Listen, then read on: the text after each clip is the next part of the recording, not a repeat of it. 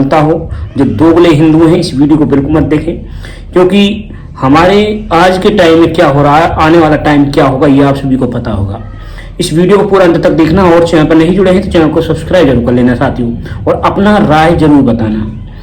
आपको सभी को पता है कि दोस्तों कि पहलगाम हमला हुआ, हिंदू मारे गए थे, कलमा पूछा गया था, मगर वहीं पर एक सीधी सादी लड़की ने जब पाकिस्तान को, उसके और तीनों बॉलीवुड गैंग को अच्छी तरह धोया तो उसको ही फंसा दिया। आज आपको पता है शर्मिष्ठा के बारे में, शर्मिष्ठा पनौली के बारे में पता है कि जहां से कलकत्ता की पुलिस आती है और गुरुग्राम में उसका आवाज से उसको गिरफ्तार कर लेती है। सोचिए, हैरान करने वाली बात है। मगर ये मामला 2-4-5 दिन चलता है। लड़की ने ये भाषण दिया और बाद में उसने उस वीडियो को डिलीट किया, पोस्ट को डिलीट किया, माफी मांगी कुछ, उसके बाद भी उसको गिरफ्तार कर लिया गया। मगर सबसे हैरान करने वाली बात है, अभी तक ना तो विपक्ष के कोई नेता के मुख में से ये नहीं निकला कि एक लड़की के साथ इस प्रकार का हो रहा है कि उसको, और ना ही बीजेपी के नेता, हमारे देश के प्रधानमंत्री हो, अमित शाह जी हो, योगी जी हो या कोई सांसद हो, उसके बारे में अभी तक कोई भी समर्थन वाली बात नहीं आई है। मगर ये कहते हैं कि दोस्तों बीजेपी को हम वोट करते हैं, बीजेपी को साथ देते हैं, तो क्या इसका अर्थ यही है? मुझे जब हैरान वाली बात हुई कि हरियाणा में भी बीजेपी की सरकार है, दिल्ली में भी बीजेपी की सरकार है, आखिरकार उस लड़की को बंगाल से ले जाकर, बंगाल से पुलिस आती है और गुरुग्राम से उसे उठाकर ले जाती है, और यहां तक कि दोस्तों उसने कुछ पैगंबर के बारे में बोला था। मगर वहीं पर क्या हिंदुओं के देवी देवताओं के ऊपर यदि गलत पोस्ट या टिप्पणी करते हैं सोशल मीडिया पर, क्या हिंदुओं के देवी देवताओं का अपमान नहीं होता? क्या होता नहीं है? हिंदू अभी भी शांत है। हिंदू देवी देवताओं पर लगातार, हिंदू देवी देवताओं के मंदिरों पर अटैक करते हैं, फिर या कॉमेडियन हो या फिर कोई भी व्यक्ति हो। यहां तक कि दोस्तों टीएमसी सांसद सोयानी घोष कोई टीएमसी की सांसद है, जिसने मतलब महादेव शिवलिंग को किस प्रकार से प्रदर्शित किया है आप देख सकते हैं इसमें, मतलब उसको निरोध पहना दिया गया है। अब क्या हिंदुओं के अंदर ये खून नहीं? जिस प्रकार से उस लड़की को, शर्मिष्ठा को जिहादियों द्वारा सर तन से जुदा की धमकी दी गई है, वहीं पर शर्मिष्ठा के खिलाफ जो एफआईआर दर्ज कराई गई है, जिहादी वजाहत कौन है, कादरी फादरी है जो, उसने क्या, उसने भी हमारे माँ कामाख्या भगवान श्री कृष्ण के बारे में गलत पोस्ट की थी, बार बार में गलत पोस्ट करता रहा।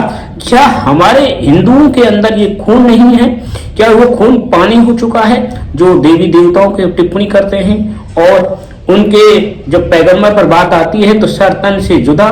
क्या हम भी सर तन से धड़ अलग नहीं कर सकते? मतलब कुछ बातें ऐसी हैं कि दोस्तों मैं इस चीज का समर्थन नहीं करता, क्योंकि किसी भी व्यक्ति को अपने धार्मिक देवी देवताओं को, धार्मिक धर्म पर या गलत टिप्पणी नहीं करनी चाहिए। चलिए, मानता हूं दोस्तों कि जब भी उस शर्मिष्ठा ने ये बात को माफी मांग ली गई थी, मगर उसको ममता बनर्जी ने अपने ही आने वाले समय में चुनावों को लेकर अपने ही समुदायों को खुश करने के लिए, बंगाल में अपनी सरकार बनाने के लिए एक बार फिर से उसको अरेस्ट कर लिया गया था, अरेस्ट किया गया है। मगर यहां तक कि दोस्तों बता देता हूं कि अब देश विदेश से भारत में सारे हिंदू एक होकर और न्याय की मांग कर रहे हैं, जमानत की मांग कर रहे हैं। यहां तक कि दोस्तों ममता बनर्जी का अब उल्टी गिनती शुरू हो चुकी है।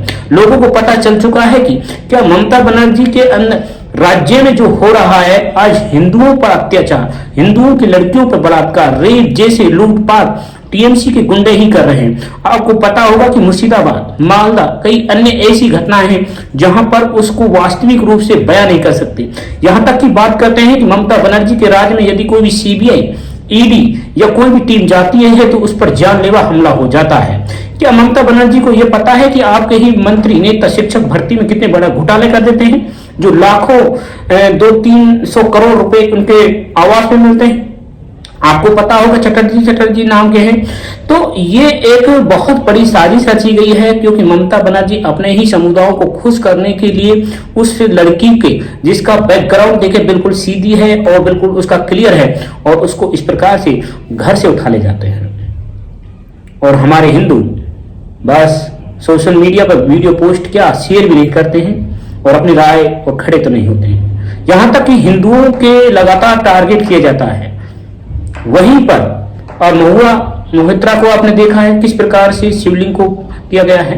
आपको मैं कुछ ऐसी पोस्टें यहाँ पे दिखाऊंगा जो आप खुद हैरान हो जाओगी कि क्या हिंदू देवी देवताओं का इस प्रकार से गलत मजाक बनाना, क्या भारत देश में एक देश दो कानून है? क्या हिंदू देवी देवताओं पर मजाक बना लेने से क्या किसी व्यक्ति को गिरफ्तार नहीं किया जाता? क्या भारत में ऐसा भी कानून है कि हिंदुओं के देवी देवताओं पर हेट स्पीच देते हैं कोई गिरफ्तार नहीं होता, जब आती है विशेष समुदायों की तो उसको गिरफ्तार कर लिया जाता है? मगर यहाँ पर यह बिल्कुल साफ बात हो चुका है दोस्तों कि अब जो समय है बहुत चेंज हो चुका है, बदल चुका है। मगर क्या करें कि हमारे कुछ ऐसे विपक्षी नेता ऐसे हैं जो अभी तक अपने वोटिंग के लिए आने वाले बंगाल में चुनाव है, न ही राहुल गांधी, नहीं सोनिया गांधी, नहीं एनडीए गठबंधन का कोई भी नेता का ये बात को क्लियर नहीं कर पाई और न ही समर्थन पाई कि हाँ शर्मिष्ठा के साथ जो गलत हुआ है। यहाँ तक कि दोस्तों हम बीजेपी इसीलिए वोटिंग करते हैं कि हम समर्थन करते हैं कि वो सही तरह संविधान से चल रही है, नहीं चल रही संविधान पर। यदि संविधान पर चलती सही तरह तो ये नहीं होता कि एक हिंदू लड़की को गिरफ्तार कर लिया जाता है, जबकि उसकी ही सांसद सयानी घोष ने महादेव जी की पोस्ट को किस प्रकार से दिया है। क्या उसको बर्खास्त किया गया है? क्या उसके ऊपर जितने एफआईआर दर्ज किए क्या उसको गिरफ्तार किया है या फिर किस उस पर एक्शन लिया गया है? यहाँ तक कि दोस्तों छोड़िए, जिसने शर्मिष्ठा के ऊपर ये एफआईआर दर्ज की गई क्या उसको अब तक पकड़ पाई? नहीं पकड़ पाई, जबकि दोस्तों वो उसको ही उसी समुदाय के लोग या सरकार उसको इधर उधर कर देगी क्योंकि उसे पकड़ ना पाए। तो दोस्तों ये एक हमारे देश में सबसे बड़ी है। मैं आपसे यही कहूंगा कि कोई भी किसी भी धार्मिक कोई भी समुदाय के देवी देवता या कोई धार्मिक पैगंबर हो या कोई भी किसी के ऊपर बोलने से पहले 100 बार सोच लें, क्योंकि देश में कानून उनके लिए हावी होता है जो सीधे होते हैं। चाणक्य ने सही कहा था, किसी भी जो पेड़ लंबे होते हैं सीधे होते हैं वो हमेशा जल्दी काटे जाते हैं। अब देखिए लगातार आए दिन क्या हो रहा है देश में।